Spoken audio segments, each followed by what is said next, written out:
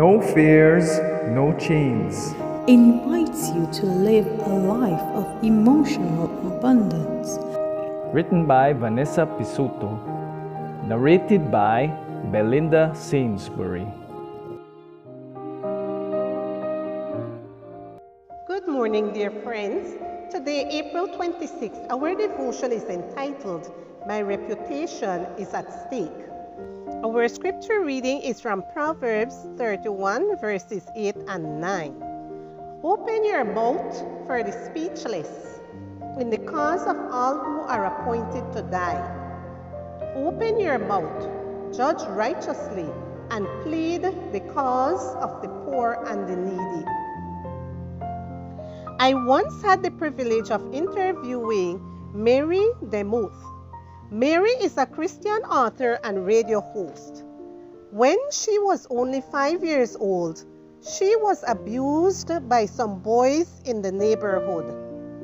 For this reason, she is dedicated today to pray for other victims and guiding them through the extensive healing process.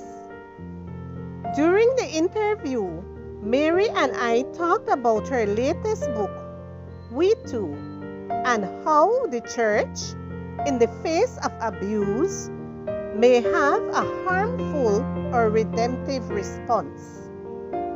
Mary told me that many times when victims share their experiences, they don't get the support they need.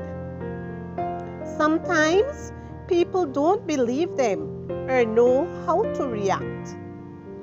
There are several reasons why this happens, but the saddest is that the community is more concerned with taking care of its reputation than taking care of the victims.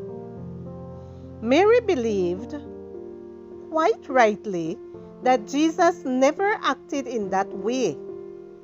Jesus was not paying attention to his reputation, but the reputation of those whom he could redeem. However, it wasn't just Jesus who acted like this. Think about Mary.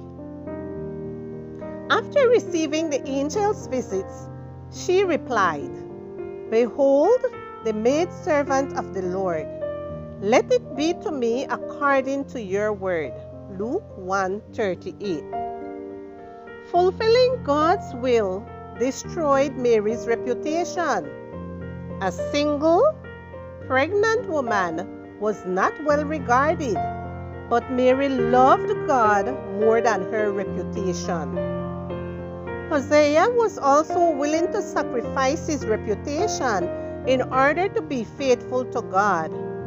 God said to him, "Go, take yourself a wife of harlotry," and he did. Paul lost his status to the point of being considered mad. Acts 26:24. It is very likely that people thought Noah was also crazy in preparing for a flood which had never happened before. While there is nothing wrong with wanting to have a good name, following Christ is loving him more than our reputation, that of our family or our community of faith. If we have to choose between doing our duty or maintaining appearances, let us put our reputation in God's hands and do what we need to do. Ellen G. White wrote that the world needs people who will stand for the right even if the heavens fall. Dear Lord, give me the courage to do the right thing even if my reputation is at stake. Open your mouth for the speechless, in the cause of all who are appointed to die.